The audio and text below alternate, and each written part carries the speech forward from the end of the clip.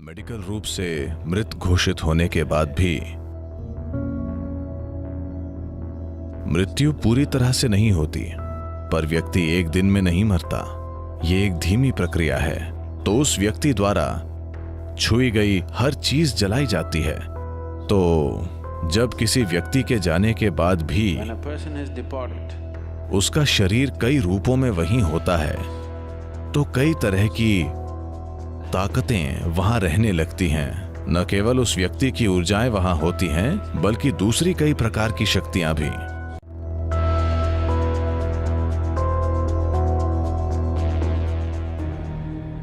जब आपका जन्म हुआ था, आप एक दिन में पैदा नहीं हुए। हालांकि आपका जन्मदिन तय है। आपको पैदा होने में 9 साढ़े 9 महीने लगे, है ना? इसी तरह जब आप मरते हैं तो आप एक दिन में नहीं मरते, आप धीरे धीरे मरते हैं। मेडिकल रूप से मृत घोषित होने के बाद भी मृत्यु पूरी तरह से नहीं होती। मुझे लगता है कि हमने इस बारे में बात की है। पांचों प्राण धीरे धीरे कदम दर कदम बाहर आते हैं।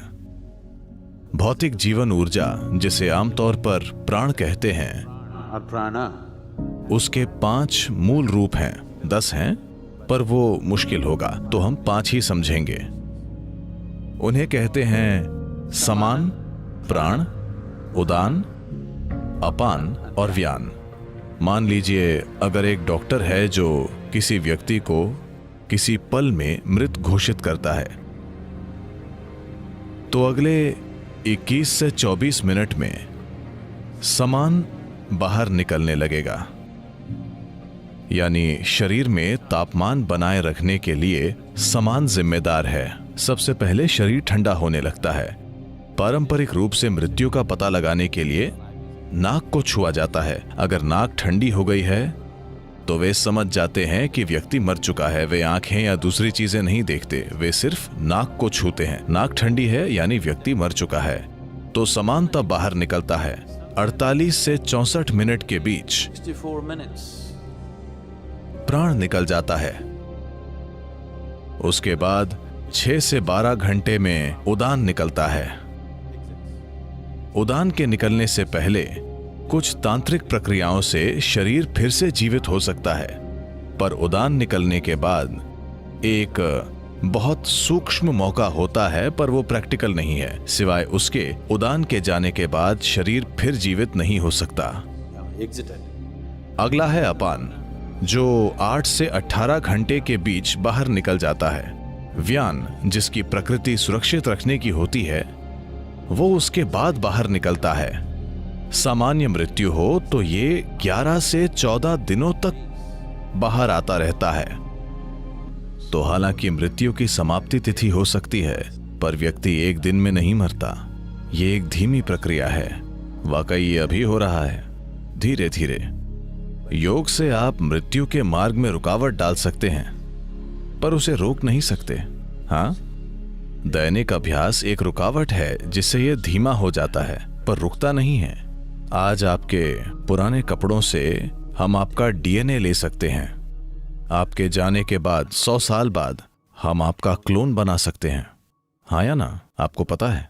तो कम से कम आपकी भौतिकता आपके कपड़ों से जो ली जा सकती है, और हम आपको फिर से बना सकते हैं। कम से कम आप जैसा दिखने वाला व्यक्ति बना सकते हैं। तो आप अभी भी हर जगह मौजूद हैं। जब योगी मरते हैं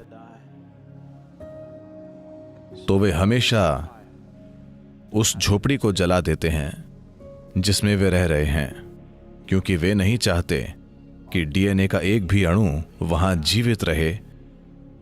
क्योंकि जब एक तरह से आपका शरीर मौजूद होगा, अगर उससे आपका शरीर फिर से बन सकता है, तो जाहिर है कि आपका शरीर मौजूद होता है ना? तो उस व्यक्ति द्वारा छुई गई हर चीज जलाई जाती है, सब साफ किया जाता है। इसी वजह से यही एक मुख्य कारण है कि आध्यात्मिक पथ पर लोग अपनी भौतिक संपत्ति को इतना कम रखना चाहते हैं। अगर आप एक सन्यासी के कमरे में जाएंगे तो आप देखेंगे 3 जोड़ी कपड़े अच्छे से रखे हुए होंगे, पानी पीने के लिए बस एक बर्तन, खाने के लिए एक थाली और सोने के लिए सिर्फ एक चादर। And that's it. एक भी अतिरिक्त वस्तु नहीं, क्योंकि वो संसार की कई चीजों को छूना नहीं चाहता। वो इसे कम से कम रखना चाहता है, क्योंकि उसे पता है कि यदि वो अपने शरीर को चारों ओर फैलाएगा तो उसे इकट्ठा करना और जाना बहुत कठिन होगा। इसीलिए वो किसी भी तरह के शारीरिक संबंध नहीं बनाता है, क्योंकि वो समझता है कि अगर उसका शरीर हर जगह होगा तो उसे इकट्ठा करके जाना बहुत मुश्किल होगा। जो लोग आपके शरीर से आए हैं वे भी समय आने पर आपके साथ नहीं जाना चाहते। वे नहीं आएंगे। मृत्यु होने पर वो व्यक्ति जैसा था उस हिसाब से ये चीजें संभाली जानी चाहिए। आज की दुनिया में जब लोगों ने 3 जन्मों के लिए पर्याप्त कपड़े, 10 जन्मों के लिए पर्याप्त जूते इकट्ठा कर लिए हैं, तो वो सब जला देना सरासर बर्बादी होगी। और वैसे भी उनके जीने का तरीका और शरीर छोड़ने का तरीका ऐसा होता है कि वे हमेशा इस धरती पर फिर से आते हैं। सब जलाने का कोई मतलब नहीं है।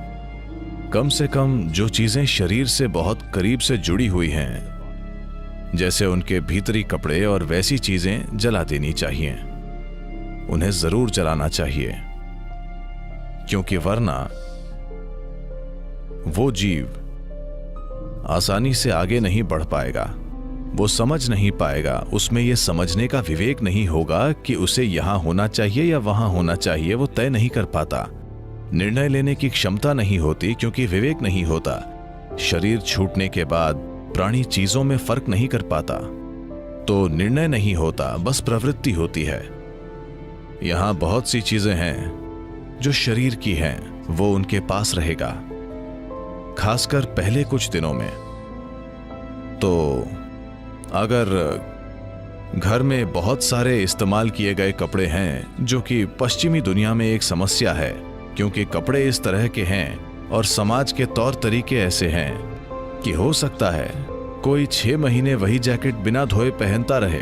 आप उसका इस्तेमाल करते हैं और वहीं लटका देते हैं, क्योंकि वहां ठंड है और शायद आपको इतना पसीना नहीं आता, इस्तेमाल करके लटका देते हैं। भारत में ऐसा संभव नहीं। अगर किसी चीज का इस्तेमाल होता है तो उसे धोया जाता है। कपड़ों की प्रकृति, वातावरण और सामाजिक तौर तरीके ऐसे हैं, पर यह बदल रहा है, क्योंकि ज्यादातर लोग चीन में बने कपड़े पहन रहे हैं, न कि भारत में बने कपड़े। तो वे ऐसे कपड़ों का उपयोग कर रहे हैं, स्वाभाविक रूप से उनका इस्तेमाल करके उन्हें लटका देते हैं, न कि धोते हैं। इन बातों का ध्यान रखकर हर पहलू को संभाला गया था, पर हम इसे बड़े पैमाने पर खो रहे हैं। इन कपड़ों का बार बार इस्तेमाल करके लटका दिया जाता है। तो आप प्रयोग कर सकते हैं। वैसे आज कुत्ते मौजूद हैं। अगर आप एक पुलिस का कुत्ता लाएं और यहां 1000 जैकेट हों और आप उसे कहें कि जिम की जैकेट बताओ, तो वो बता देगा। हाँ, गॉड नहीं, बस डॉग। तो जाहिर है आप वहां उस जैकेट में कई तरह से मौजूद हैं, है ना, जिसे कुत्ता भी देख सकता है। तो जब किसी व्यक्ति के जाने के बाद भी When a person is departed, उसका शरीर कई रूपों में वहीं होता है, तो कई तरह की ताकतें वहां रहने लगती हैं। न केवल उस व्यक्ति की ऊर्जाएं वहां होती हैं, बल्कि दूसरी कई प्रकार की शक्तियां भी। आपका जैकेट एक तरह से खाली शरीर है, और शरीर को खाली छोड़ना ठीक नहीं है। तो या तो इसे तुरंत धो दीजिए।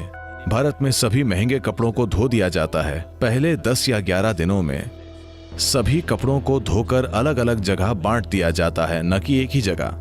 सारे कपड़े एक ही परिवार को नहीं दिए जाते। आप ये पक्का करते हैं कि जैकेट यहां जाए, पैंट वहां जाए, वो वहां और ये वहां जाए, ताकि सब कुछ इतना फैल जाए कि कोई भी महत्वपूर्ण उपस्थिति न हो, significant presence is not there. या फिर शरीर के साथ जो भी कपड़ा गहरा जुड़ा था उसे जला दें। इनमें से एक काम जरूर करना चाहिए। या तो आपको उन्हें 50 राज्यों में देना चाहिए, ताकि बूढ़ा व्यक्ति भ्रमित न रहे कि कहां जाना है, या आपको उन्हें जला देना चाहिए।